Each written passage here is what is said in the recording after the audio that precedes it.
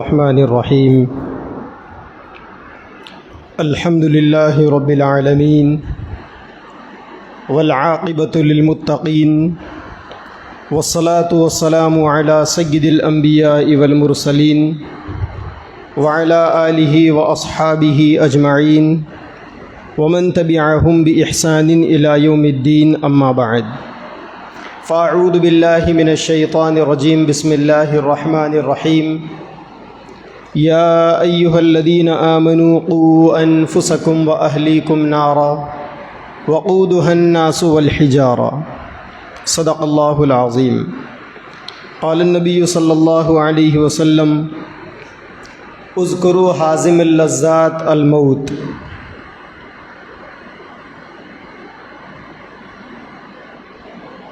وقال الله تبارك وتعالى: قل إن الموت الذي تفرون منه فإنه ملاقيكم ثم تردون إلى عالم الغيب والشهادة فينبئكم بما كنتم تعملون. صدق اللہ العظیم. اللہ تبارک و تعالیٰ نے ہم انسانوں کو اس دنیا کے اندر ایک خاص مقصد کے لیے پیدا کیا ہے.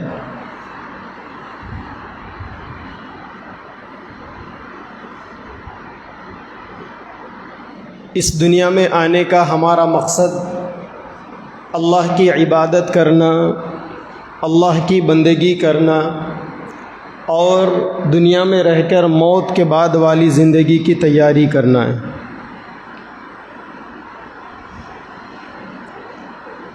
اللہ تعالیٰ نے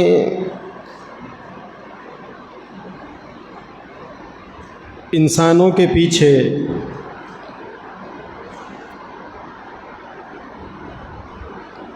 نفس اور شیطان کی شکل میں دو دشمن لگا رکھے ہیں جو موت تک انسان کا پیچھا کرتے رہتے ہیں. دنیا میں پیغمبروں اس کے علاوہ دنیا کے اندر کوئی انسان یہ دعویٰ نہیں کر سکتا کہ میں دنیا کی زندگی میں نفس اور اس کے شر سے یا شیطان اور اس کے شر سے محفوظ ہوں. دنیا میں ہر وہ انسان جو کوئی اچھا عمل کرتا ہے یا برا عمل کرتا ہے وہ اپنے لیے کرتا ہے. قرآن مجید میں اللہ تبارک و تعالیٰ نے فرمایا: من عمل صالحا فلنفسه ومن اساء فعلیہا، کہ دنیا کے اندر جو آدمی بھی نیک عمل کرتا ہے وہ اپنے لیے کرتا ہے اور جو آدمی بھی گناہ کا کام کرتا ہے وہ اپنے لیے کرتا ہے. اللہ تبارک و تعالیٰ نے دنیا کی زندگی بڑی مختصر دی ہے. دنیا کی زندگی بڑی چھوٹی زندگی ہے. دنیا کی زندگی 60 70 80 سال سے زیادہ کی زندگی نہیں ہوتی. یہ چھوٹی سی زندگی اللہ تبارک و تعالیٰ نے اپنی کوشش اور اپنی محنت کے نتیجے میں اپنی آخرت کو بنانے کے لیے دی ہے. 60 70 سال کی زندگی میں ایک دور انسان کا بچپنے کا گزرتا ہے، ایک دور انسان کی جوانی کا ہوتا ہے جس میں نفس اور شیطان کے شدید تقاضے انسان پر حاوی ہوتے ہیں، اور اسی زندگی میں ایک وقت انسان کے بڑھاپے کا ہوتا ہے جس وقت بیماریاں انسان کو گھیر لیتی ہے اور آدمی کوئی عمل کرنا چاہتا ہے تو بھی نہیں کر سکتا. بچپنا، جوانی اور بڑھاپے کے ان سارے مرحلوں میں آدمی کو وقت نکال کر اللہ کی عبادت اور اللہ کی بندگی کرنی ہوتی ہے. اگر کوئی آدمی اپنی زندگی کو، مختصر سی زندگی کو اللہ کی عبادت کے لیے، نیک کاموں کے لیے فارغ نہ کرے اور اپنی زندگی غفلتوں کے اندر گزار دے، اللہ کی نافرمانی میں گزار دے، اللہ کے احکامات کو توڑنے میں گزار دے، تو پھر یہ انسان کی بہت ہی بڑی محرومی کہلائے گی. اللہ تبارک و تعالیٰ ایسی محرومی سے ہم سب کی حفاظت فرمائے. قرآن مجید کے اندر اللہ تبارک و تعالیٰ نے انسان کی زندگی کے آخری مرحلوں کو بیان فرمایا۔ جگہ جگہ پر اللہ تبارک و تعالیٰ نے انسان کی زندگی کے انجام کو بیان فرمایا۔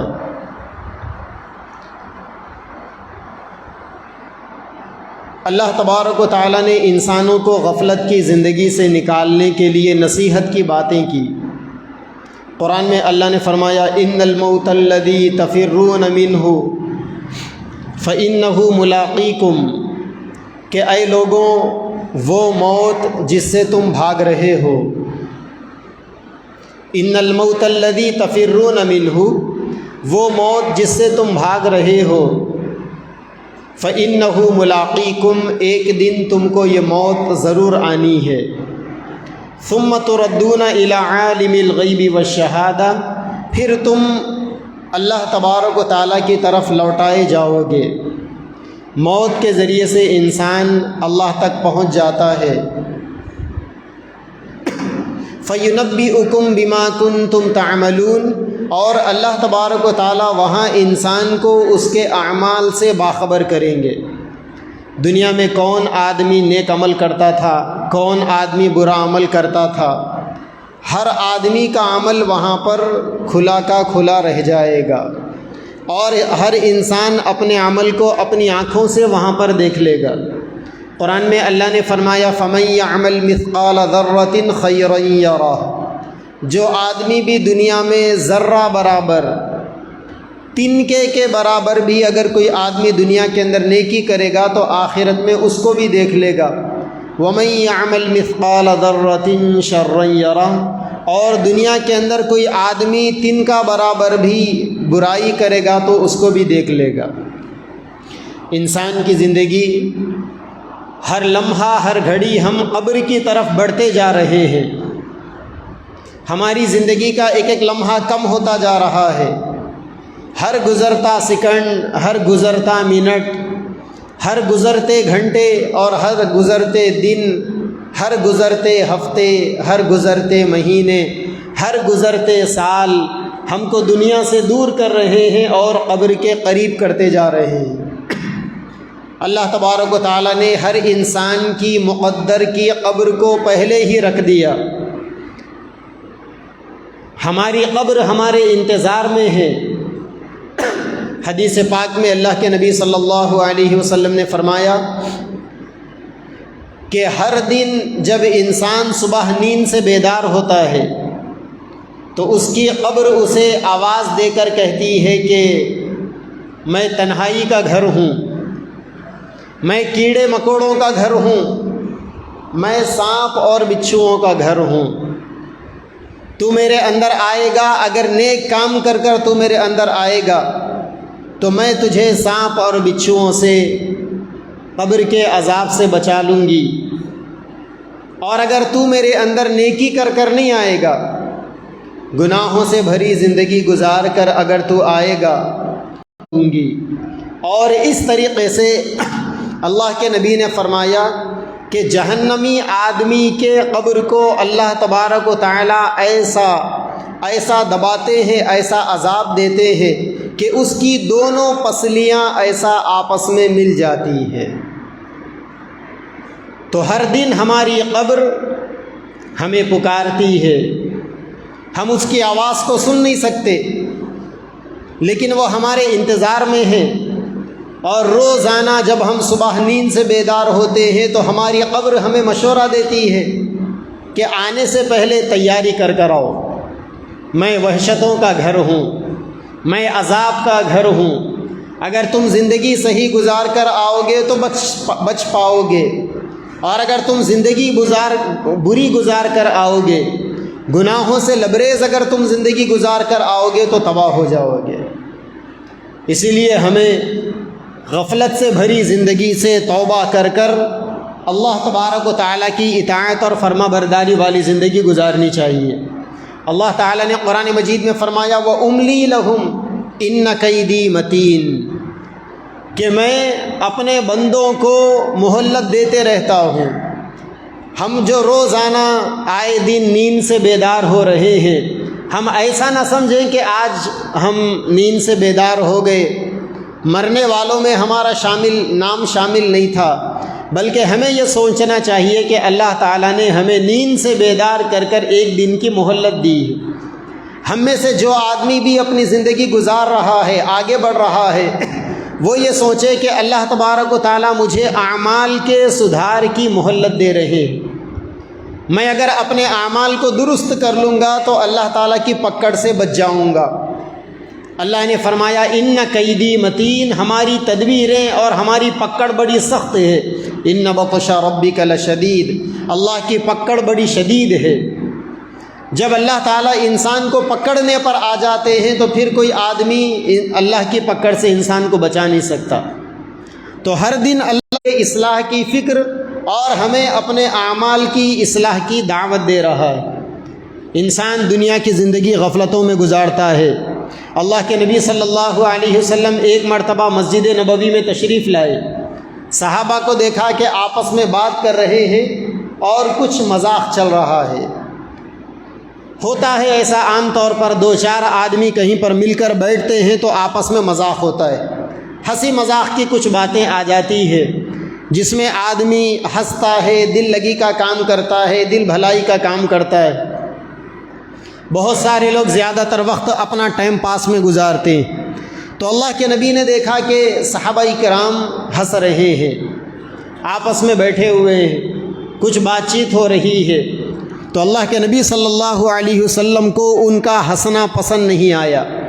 اللہ کے نبی نے فرمایا اذکروا ذکر ہادم اللذات الموت، کہ اگر تم لوگ موت کو یاد کرتے جو لذتوں کو، مزے کو ختم کرنے والی چیز ہے، اگر تم موت کو یاد کرتے تو اس طریقے سے ہنسی مذاق نہ کرتے۔ اور اللہ کے نبی صلی اللہ علیہ وسلم کی مبارک سیرت کے حوالے سے ہمیں یہ بات ملتی ہے کہ پیارے نبی صلی اللہ علیہ وسلم کبھی کھل کھلا کر آپ ہنستے نہیں تھے، صرف مسکراتے تھے۔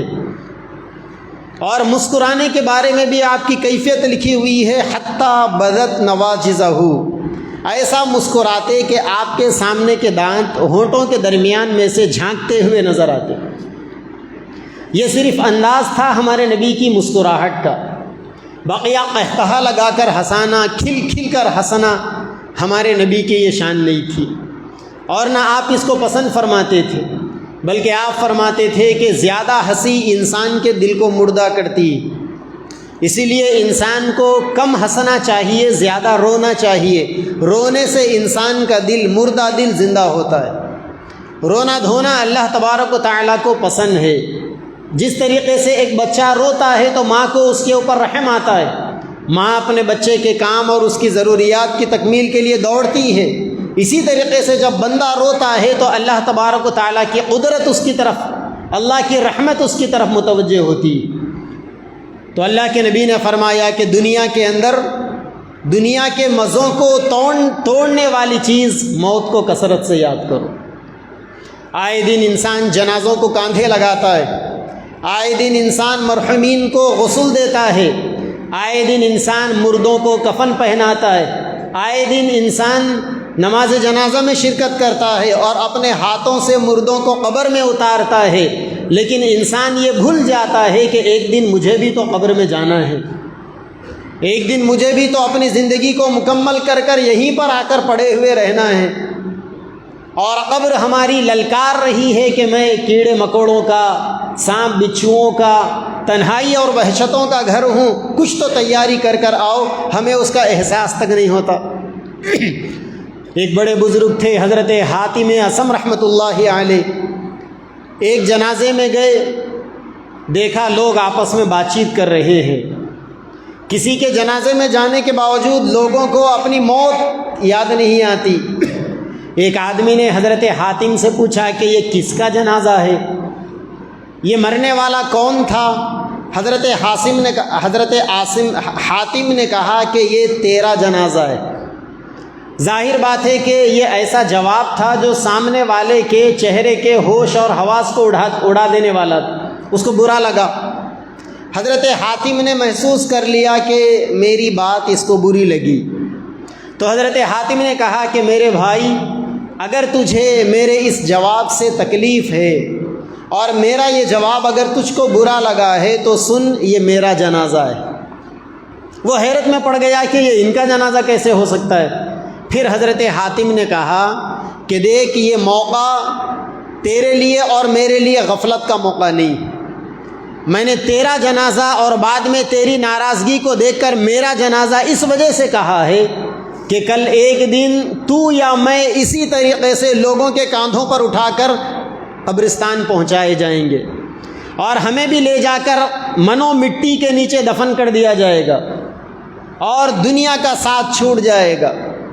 موت روزانہ یہ نعرہ لگاتی ہے کہ میں دوست کو دوست سے بچھاڑنے کا کام کرتی ہوں۔ موت روزانہ نعرہ لگاتی ہے کہ میں باپ بیٹے کے درمیان میں، میاں بیوی کے درمیان میں، بھائی بھائی کے درمیان میں، اپنوں کے درمیان میں توڑ پیدا کرنے کے لیے میں آتی ہوں۔ موت روزانہ پکار پکار کر کہتی ہے کہ میرا کام تیرا رشتہ دنیا سے توڑ دینا ہے، لیکن انسان غفلتوں میں پڑا ہوا ہے۔ حضرت حاتم اصم نے اس سے فرمایا، اس سے کہا کہ یہ موقع تیرے اور میرے لیے اپنی آخرت کی تیاری اور اپنی موت کی تیاری کا یہ موقع ہے۔ موت کی سختی بڑی خطرناک ہوتی ہے۔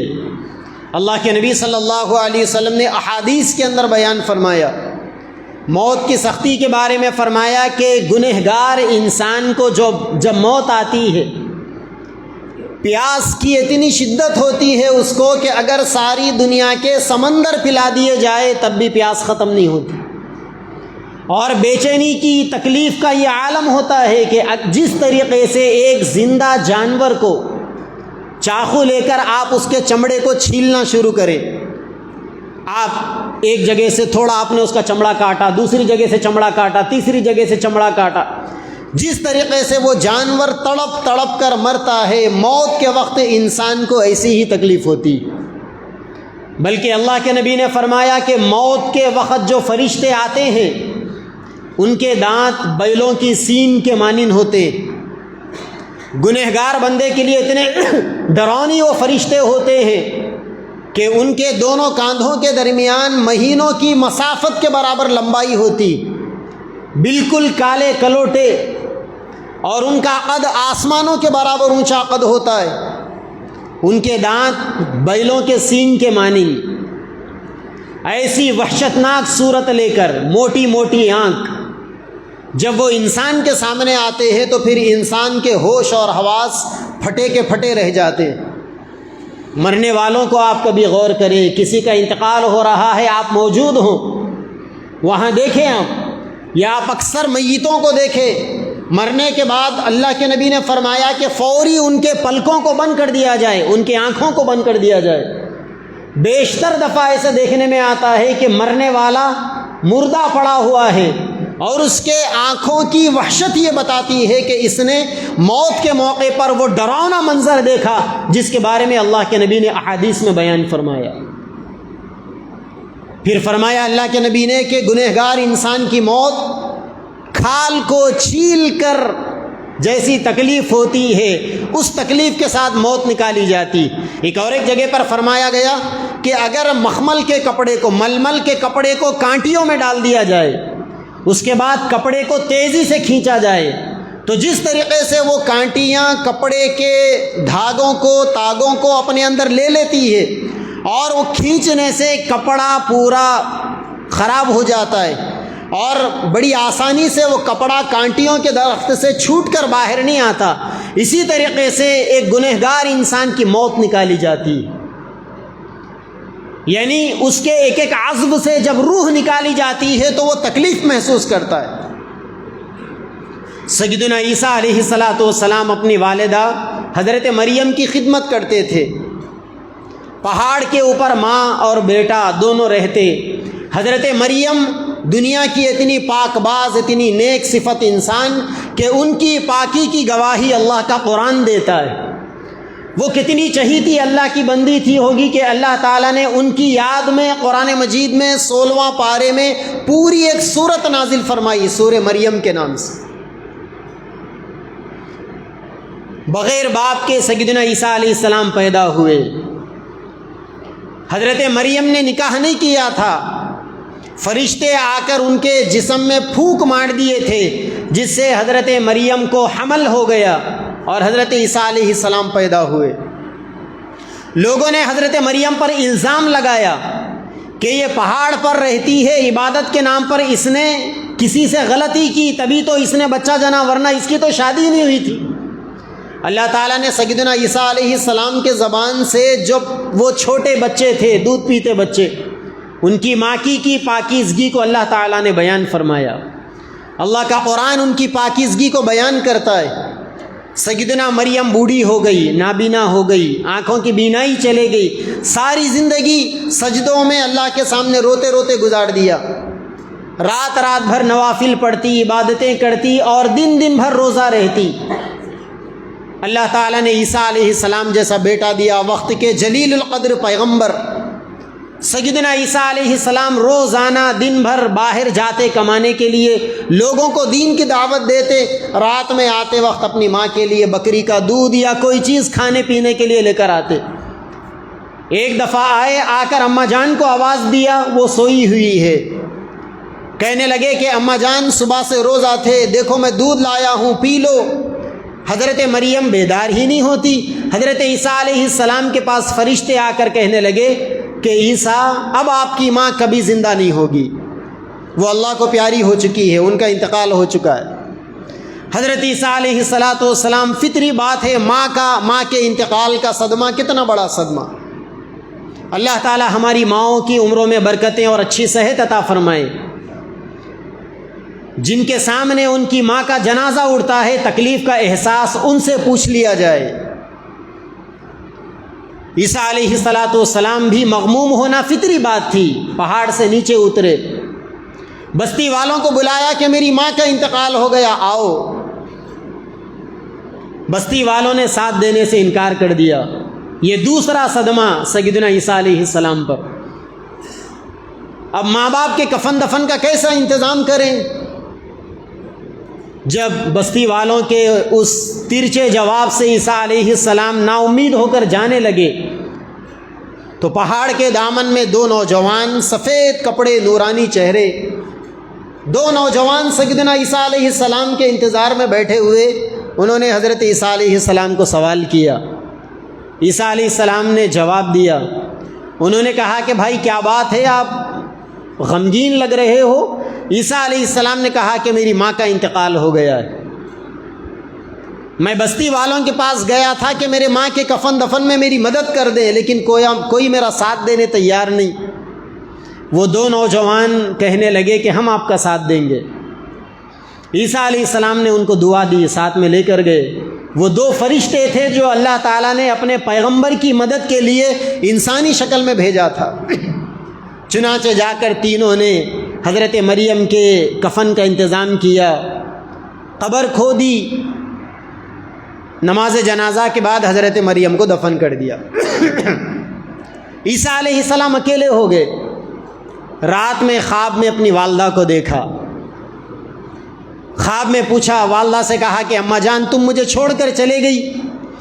حضرت مریم نے کہا کہ بیٹے یہ دنیا کا دستور ہی ہے، یہاں انسان آتا ہی ہے جانے کے لیے، یہاں کوئی رشتہ ہمیشہ برقرار نہیں رہتا، یہاں موت ایک ایسی بے رحم للکار ہے جو اپنوں کو اپنوں سے توڑا دیتی ہے، چھڑا دیتی ہے۔ عیسیٰ علیہ السلام نے پوچھا کہ اماں جان موت کی آپ پر کیا گزری؟ تو حضرت مریم نے کہا کہ بیٹا انتقال ہو گیا، اللہ کے سامنے حاضر ہو چکی ہوں، موت کی تکلیف کے بارے میں مت پوچھنا۔ موت فرشتہ جس وقت میری روح نکال رہا تھا اور اس وقت مجھے جو تکلیف کا احساس ہو رہا تھا، اس تکلیف کو میں ابھی بھی محسوس کر رہی ہوں۔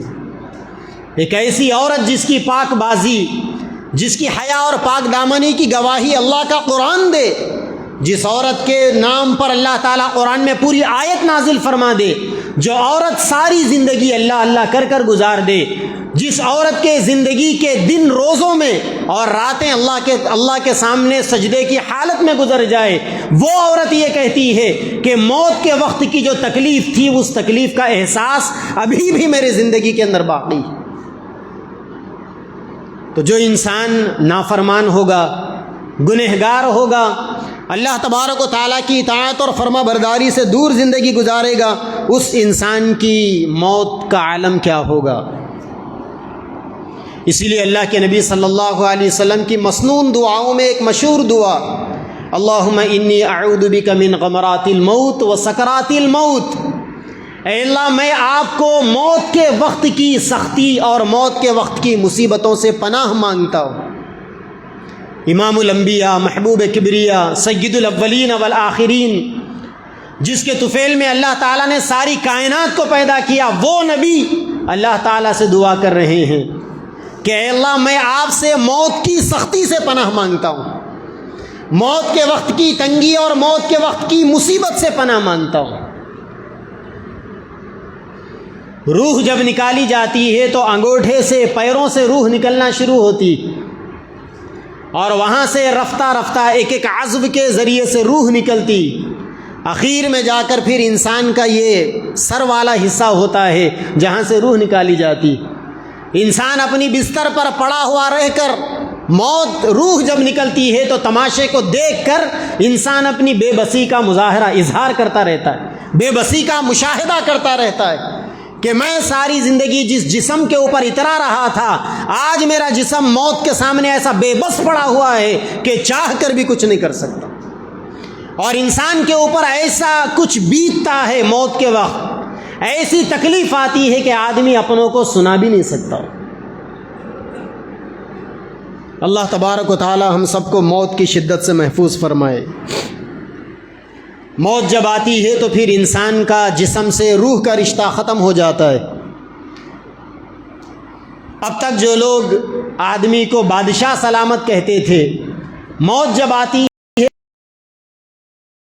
اور جیسا ہی موت ہو جاتی ہے تو بیوی ہمارا نام تک لینا گوارا نہیں کرتی، وہ یہ کہتی ہے میت، جنازہ۔ اب تک جو بچے، جن بچوں کے لیے ہم نے اپنی ساری زندگی کھپا دی، اپنا سب کچھ قربان جن بچوں کے لیے ہم نے کر دیا، وہ بچے کہتے ہیں کہ جنازہ کب اٹھایا جائے۔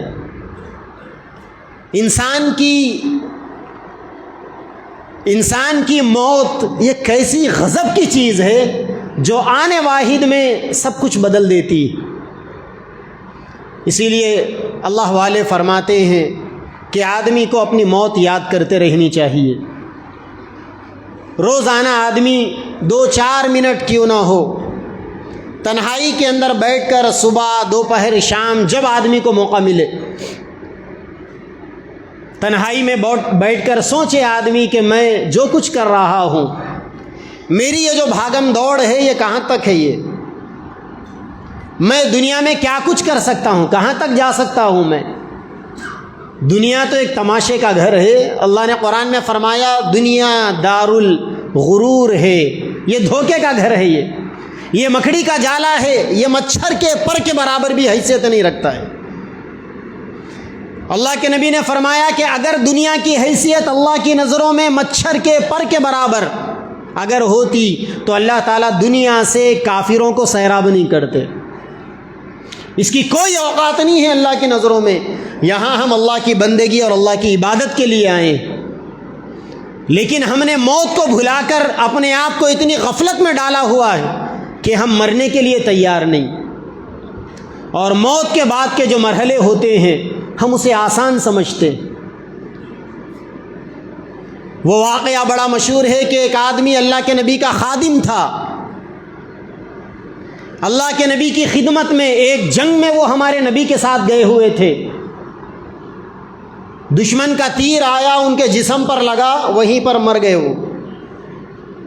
صحابہ آ کر اللہ کے نبی سے کہنے لگے یا رسول اللہ مبارک ہو، ان کو شہادت کی موت ملی، دشمنوں کے ہاتھوں سے وہ مرے۔ اللہ کے نبی نے کہا کہ ارے تم مجھے مبارکبادی دیتے ہو کہ اسے میدان جنگ میں موت آئی ہے، میں دیکھ رہا ہوں کہ جہنم کا فرشتہ اس کی روح نکالنے کے لیے دوڑ رہا ہے، یعنی وہ جنتی نہیں ہے، صحابہ نے حیرت سے پوچھا کہ یا رسول اللہ ایسا کیوں؟ وہ تو آپ کے خادم تھے۔ اللہ کے نبی نے فرمایا وہ سر کے اوپر جو پگڑی بنا ہوا ہے، جو امامہ بنا ہوا ہے، میں دیکھ رہا ہوں کہ اس امامے کے اندر سے جہنم کی آگ کے انگارے بھڑک رہے ہیں۔ نبی کے خادم، نبی کے صحبت یافتہ، نبی کی خدمت کرنے والے، اور نبی کے ساتھ میں دشمن کی تیر سے مرنے والے، اور ان کے بارے میں نبی یہ کہہ رہے ہیں کہ میں دیکھ رہا ہوں کہ جہنم کا فرشتہ ان کی روح نکال رہا ہے تاکہ ان کی روح کو لے جا کر جہنم میں داخل کر دے، اور میں دیکھ رہا ہوں کہ ان کے سر کی پگڑی سے جہنم کے آگ کے انگارے دہک رہے ہیں۔ صحابہ نے پوچھا یا رسول اللہ اس نے غلطی کیا کی تھی؟ اللہ کے نبی نے فرمایا مسلمانوں کے مال میں سے چوری کر کر اس نے یہ پگڑی پہنا تھا۔ ایک انسان جس کو تھوڑے سے پیسوں کی خیانت، نبی کی صحبت بھی اس کے لیے فائدے کا سبب نہ بنے، میدان جنگ کی موت بھی اس کے لیے شہادت کا پیغام نہ بنے، ہم اپنی زندگیوں میں ایسی کتنی غلطیاں نہیں کر رہے ہیں۔ موت کے بارے میں ہمیں احساس نہیں، مر کر اللہ تبارک و تعالیٰ کے سامنے حاضری کے بارے میں، جواب دہی کے بارے میں ہمیں احساس نہیں۔ ہم یہ سمجھتے ہیں مردوں کو اپنے ہاتھوں سے، سینکڑوں مردوں کو ہم نے اپنے ہاتھوں سے قبر میں اتارا، لیکن اپنے بارے میں ہم یہ سوچتے ہیں کہ ہمیں ہمیشہ رہنا ہے، ہمیں کبھی موت نہیں آئے گی۔ اللہ کے نبی صلی اللہ علیہ وسلم نے ایک پیاری حدیث میں فرمایا، ہم مسلمانوں کو اللہ کے نبی کی اس حدیث کو ہمیشہ ذہن میں رکھنا چاہیے۔ آپ نے فرمایا کہ لوگوں پر عنقریب ایک ایسا زمانہ آئے گا کہ جس کے اندر لوگ دنیا سے محبت کریں گے، آخرت کو بھول جائیں گے۔ یحبون الدنیا وینسون الآخرہ وینسون العقبہ، لوگ دنیا سے محبت کریں گے، آخرت کو بھول جائیں گے۔ آپ نے فرمایا کہ لوگ اپنے گھروں سے محبت کریں گے، قبر کو بھول جائیں گے۔ ہر انسان اس ہوڑ کے اندر لگا ہوا ہوگا، اس ریس کے اندر لگا ہوا ہوگا کہ میرا گھر عالیشان ہونی چاہیے، میرے گھر میں اٹالین ماربل لگنے چاہیے، میرے گھر کے اندر پیور ساگوان کے دروازے لگنے چاہیے، میرے گھر کے اندر لاکھوں روپے کے مہنگے یہ فانوس اور یہ جھومر لگنے چاہیے تاکہ میرا گھر روشن ہو، میرے کمرے کے اندر 2-2 ٹن کی اے سی لگنی چاہیے، میرا سارا گھر سینٹرل اے سی کے نظام کے تحت ہونا چاہیے۔ انسان اپنی گھروں کی فکر کرے گا، یحبون الدور، انسان اپنے گھروں کی فکر کرے گا، وینسون القبور، اور لوگ قبروں کو بھلا دیں گے۔ اللہ کے نبی نے فرمایا یحبون المال وینسون الحساب، لوگ مال سے محبت کریں گے، حساب کتاب کو بھول جائیں گے۔ پائی پائی کا حساب اللہ کے سامنے دینا ہے۔ ایک حدیث میں اللہ کے نبی نے فرمایا لا یزال قدم ابن آدم حتی یسأل عن 50، کل میدان محشر میں ہر انسان کو اللہ کے سامنے کھڑے ہو کر جواب دینا ہے، اور جب تک آدمی 5 چیزوں کا جواب نہیں دے گا اس وقت تک وہاں سے ہٹنے کی اجازت نہیں ہوگی۔ دنیا میں پولیس والے پکڑنے آئے، بھاگ گئے چکمہ دے کر، دنیا میں عدالتوں نے سمن جاری کیا، بھاگ گئے چکمہ دے کر، وہ میدان محشر کی عدالت ایسی ہوگی جہاں سے کوئی انسان بھاگ نہیں سکے گا۔ 5 چیزوں کے بارے میں جواب دینا پڑے گا۔ اللہ کے نبی نے فرمایا وَعَنْ مَالِهِ مِنْ أَيْنَ اكْتَسَبَهُ وَفِيمَا أَنْفَقَهُ، اللہ تبارک و تعالیٰ مال کے بارے میں سوال کریں گے، کہاں سے کمایا اور کہاں خرچ کیا۔ اگر حلال طریقے سے کمایا تو حساب دینا پڑے گا، اگر حرام طریقے سے کمایا تو عذاب بھگتنا پڑے گا۔ اللہ کے نبی نے اخیر دور کے لوگوں کی عادت بتائی، جو 5 بیماریاں آئے گی، مال سے محبت کریں گے، حساب کو بھول جائیں گے۔ آج ہم میں سے ہر آدمی کی فکر ہے میں مالدار بن جاؤں، لیکن کوئی یہ سوچ رہا ہے کہ مجھے اس کا حساب بھی دینا پڑے گا۔ صحابہ کرام نے بائی چوائس غریبی کو پسند کیا تھا، اللہ کے نبی نے اپنی پسند سے غریبی کو پسند کیا تھا، ورنہ اللہ نے تو میرے پیارے حبیب کو فرما دیا تھا کہ اے محمد اگر آپ کہہ دو تو ہم پہاڑوں کو سونے کا بنا کر آپ کے ساتھ ساتھ چلائیں گے۔ آپ نے پسند نہیں کیا، آپ نے فرمایا اے اللہ میں غریب رہنا چاہتا ہوں، غریبوں میں مرنا چاہتا ہوں، اور مرنے کے بعد غریبوں میں میرا حشر ہو، میں یہی چاہتا ہوں۔ اللہ کے نبی نے غریبی کو پسند کیا. کیوں؟ اللہ کے نبی کے چہیتے صحابی، ایک بیٹھک میں میرے نبی نے جن 10 صحابہ کو جنتی ہونے کی بشارت دی، 10 لوگوں کے بارے میں نام لے کر بتایا نبی نے. ابو بکر تم جنتی، عمر تم جنتی، عثمان تم جنتی، علی تم جنتی، سعد تم جنتی، سعید تم جنتی. نام لے کر ایک ایک کا اللہ کے نبی نے ایک مجلس میں جنتی ہونے کی بشارت دی. ان کے لیے پورا موقع تھا. جب نبی نے جنتی ہونے کی بشارت دے دی، اگر وہ کوئی گناہ کا کام بھی کرتے تو جنت میں جانے سے نہیں رکتے، کیونکہ نبی نے انہیں سرٹیفکیٹ دے دیا تھا اللہ کے کہنے پہ.